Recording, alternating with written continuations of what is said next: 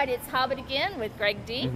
And today we are going to talk about sticking to the training schedule. I mean, Hobbit, come on. Schedule's starting, I know, but I go to the gym 4 times a week.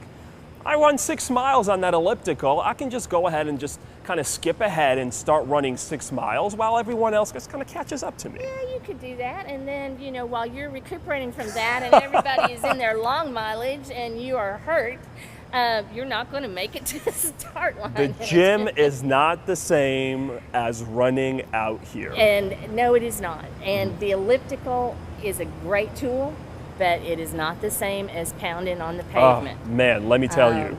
We had a guy a couple years ago that had done all his training on the treadmill for his first half marathon. Did he try to run? He came out for the 12-mile day. Jeez. And he didn't come in. He was a fast runner. He didn't come in. I thought we were going to have to go pick him up. And he finally got back with his tongue hanging out and dripping with sweat. And he said, "This is a lot different than inside." Surprise! Yeah. The pavement feels different than the elliptical. The humidity in the air and the cars, the squirrels, the sidewalks, everything that you have to dodge while you're running, the wildlife that you're going to see. You're going to have to be ready for this.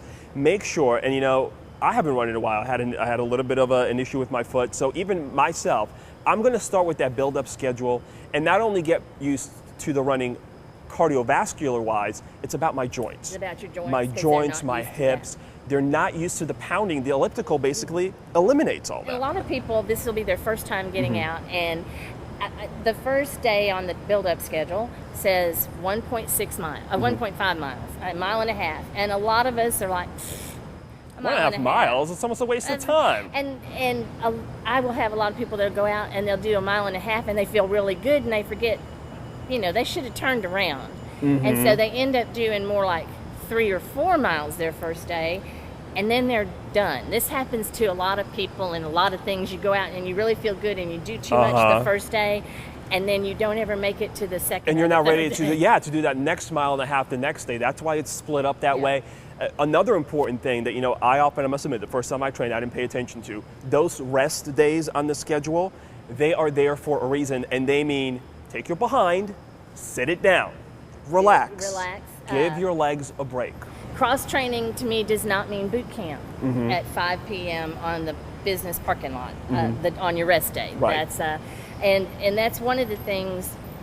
They are important when you're first starting out, but they really get important the longer the mileage gets. Is the rest days, they're there for a reason. Your body gets stronger on the days you rest because you tear everything down on the day you run or walk, and then it builds back up. It knits itself back together and gets stronger on the days you rest. So remember the rest days. Don't go out too fast either. That's another big thing. A lot of people, they are all about how fast can I do this marathon? How fast? If it's your first marathon, it doesn't matter how fast you do. It's all about finishing safely and comfortably, and then work on improving that. And when you're starting your build-up, take it easy. Run. I would even suggest maybe run a little bit slower than you think you're comfortable. Yeah. Take it easy. See how your body reacts.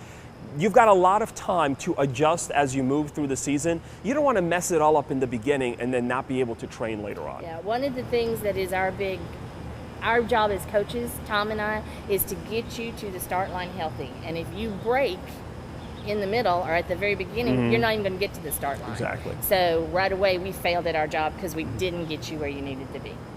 Anything else? Nope, that's it. Stick to that schedule, and you will be crossing that finish line wearing that medal in no time. Have a good day.